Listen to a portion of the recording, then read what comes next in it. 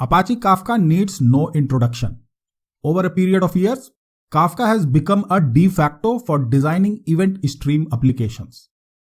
Kafka is now being used for capturing data in real time from event sources like databases, sensors, mobile devices, cloud services, and software applications.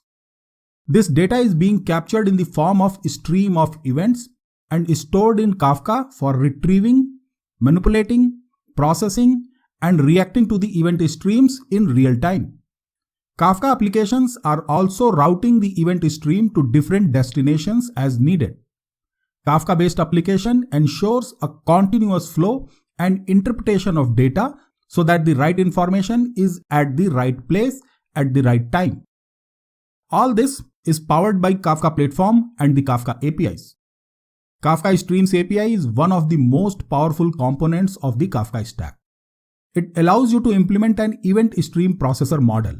In this model, you will read a stream of events from an inbound Kafka topic, apply business processing, transform events, and write them to an outbound topic. All this can be easily done using Kafka Streams DSL.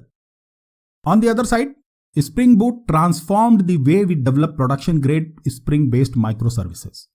In the recent past, Spring Boot was put together with the Spring integration to create a new project, Spring Cloud Streams. Spring Cloud extends the Spring Boot's capabilities to apply a microservice architecture pattern for creating event-centric applications.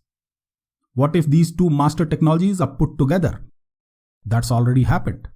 Spring Cloud Stream joins hands with Kafka Streams DSL, and now you can use it to create stateless and stateful event stream processing microservices. That's what this course is all about. In this course, you will learn to create Kafka Streams microservices using the Spring Cloud framework. This is an example-driven course, and I'll be using Confluent Kafka distribution for all the examples.